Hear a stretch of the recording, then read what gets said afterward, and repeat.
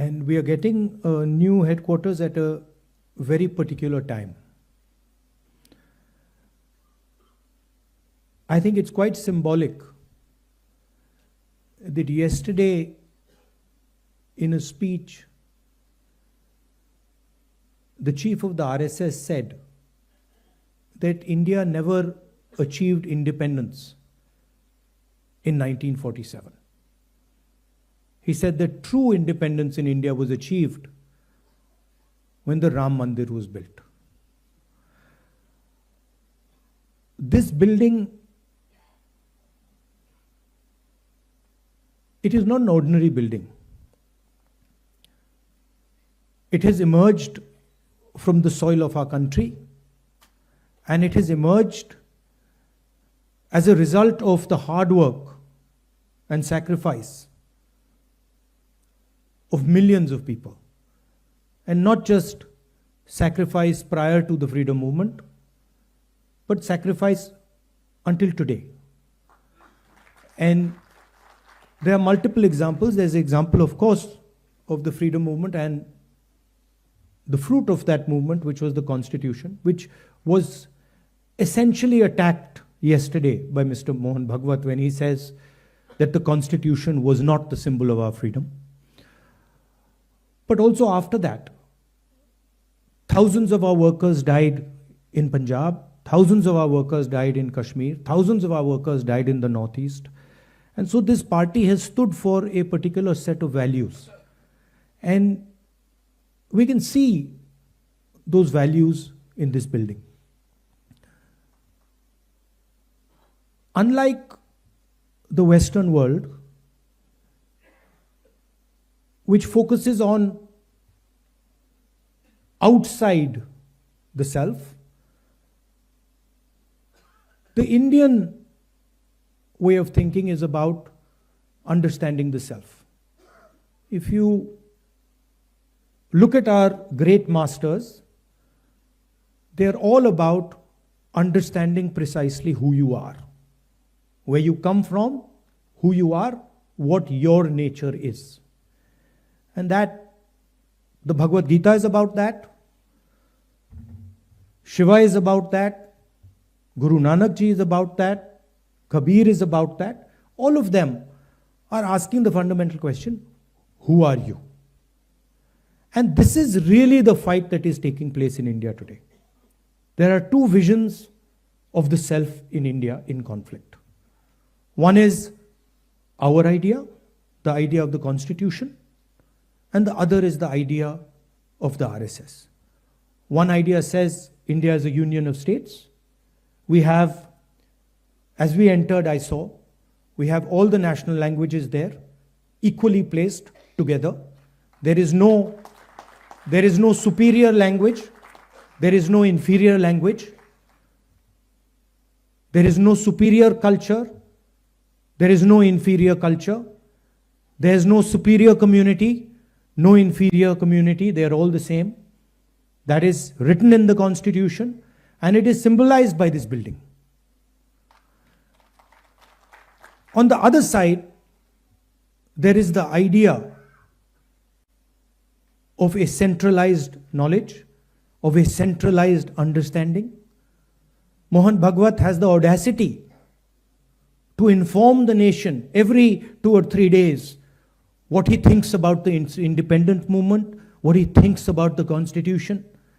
In fact, what he has said yesterday is treason, because it is stating that the Constitution is invalid.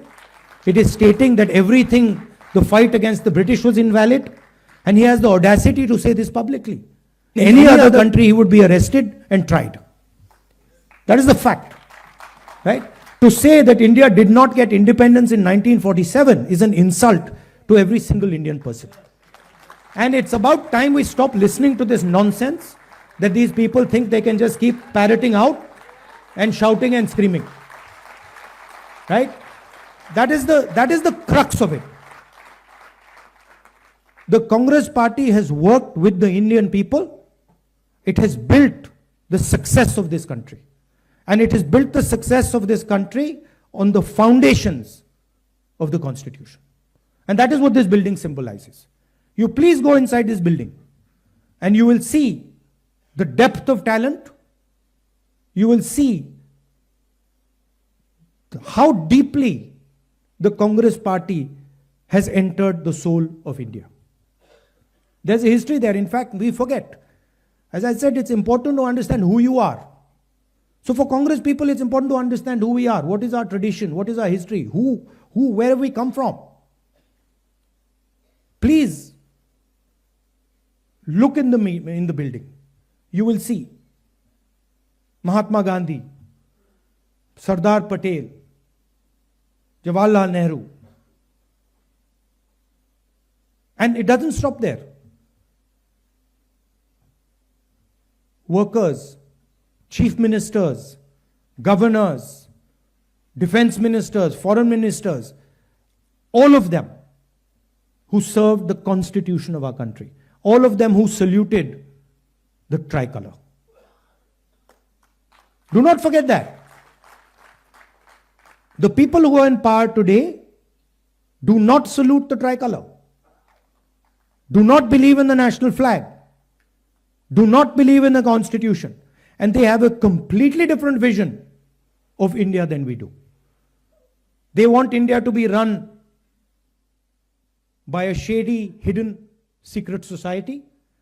They want India to be run by one man, and they want to crush the voice of this country. They want to crush the voice of the Dalits. They want to crush the voice of the minorities. They want to crush the voice of the backward castes, of the tribals. This is their agenda. And I would also like to say clearly that there is no other party in this country that can stop them. And you will see, the only party that can stop them is the Congress party. And there is a reason for it. The reason is that we are an ideological party.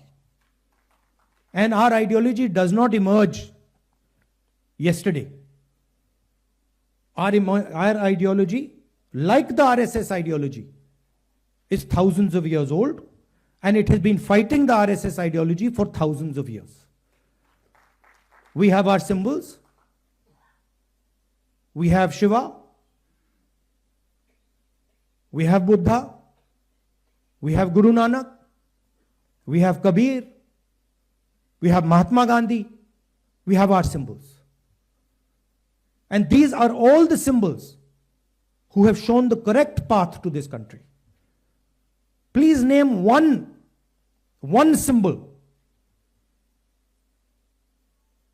of the RSS ideology that is revered in India today.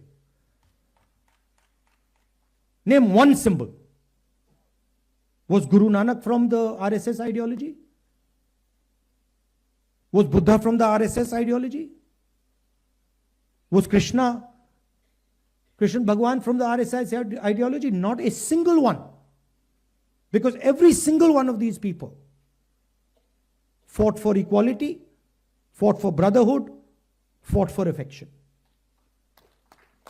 And so the last thing I would like to say is that this building has emerged from the blood of Congress people.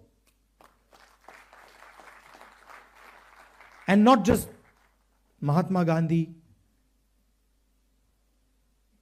Jawaharlal Nehru, Patel ji, not just these people. It has emerged from the blood of our workers, from every single one of our leaders. That includes all of you who are today defending the idea of the Congress party. Everybody in this room is under severe assault defending the ideas of the Congress party. Sometimes we forget it. But these people in this room are facing systematic attack and assault on their lives because they are in the Congress party. And they are not surrendering to the BJP and the RSS. And in the same way, thousands of workers are there. But there are also thousands of people who believe, millions of people who believe in the Congress ideology. They're sitting outside the Congress. And that is why, the same way this building has emerged from the soil of our country, from the blood of our leaders, from the blood of our workers. This building, the idea behind this building must also reach the corners of our country. That is the duty of this building. That it does not just remain a building, that the ideas that are inside this building reach the corners of our country. Reach Tamil Nadu, Kashmir, Northeast, Gujarat, Andaman, Lakshadweep, every corner of our country. This idea has to be propagated from this building.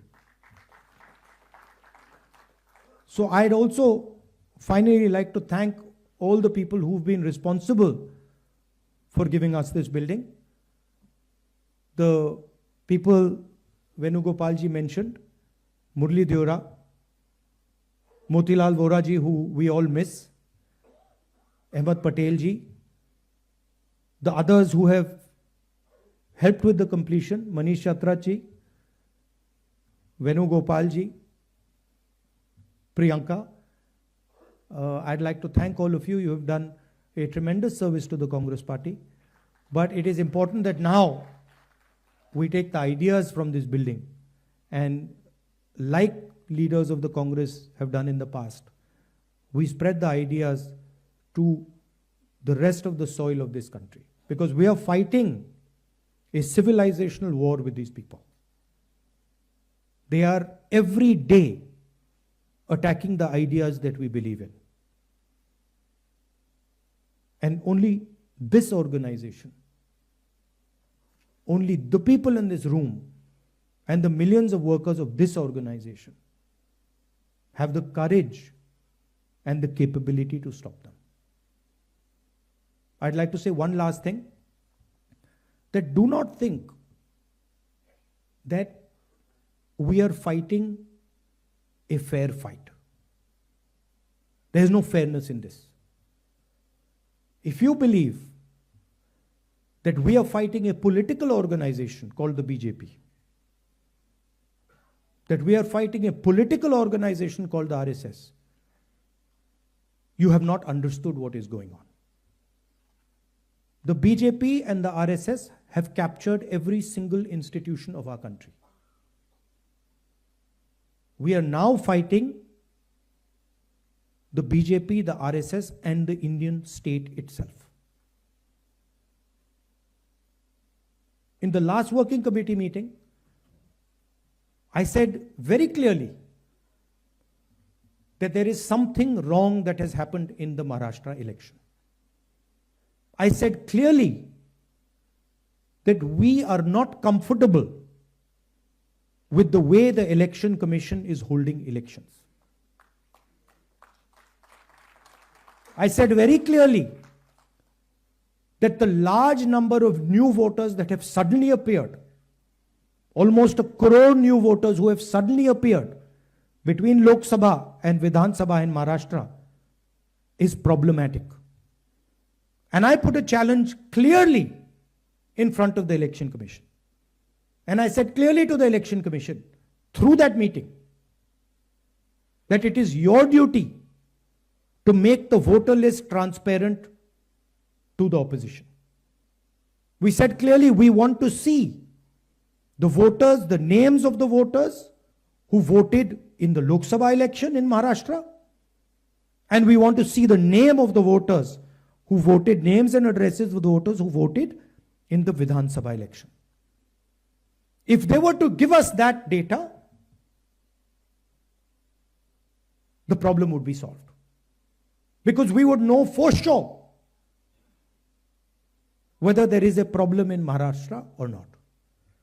But I would like to state to this meeting that the Election Commission has refused to give us that information.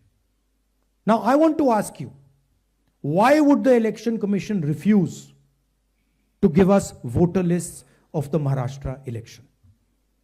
What purpose is served by not giving us and the rest of the opposition the voter list of the Maharashtra Lok Sabha and Vidhan Sabha elections? Why will it damage the Election Commission to give us this list? And why are they not giving us this list? It is the duty of the Election Commission to provide transparency in elections.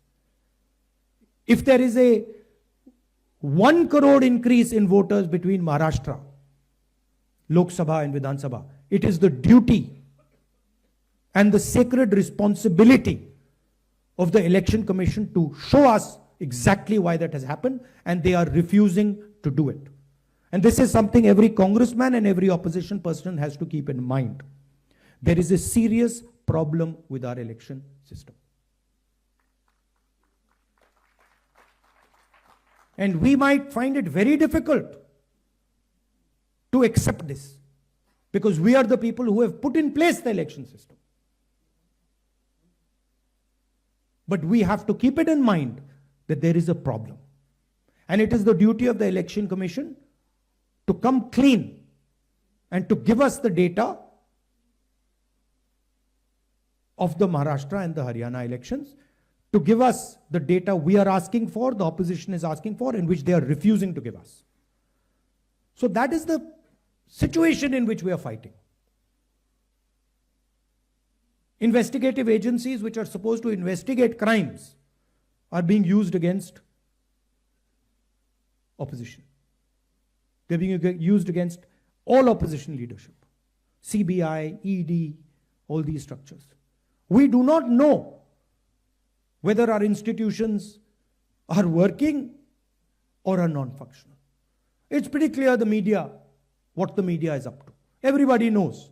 Even the people know that the media is no longer free and fair. So these are circumstances under which you're fighting this ideological battle. And I must tell you that I'm extremely proud of every single one of you. That you get up in the morning,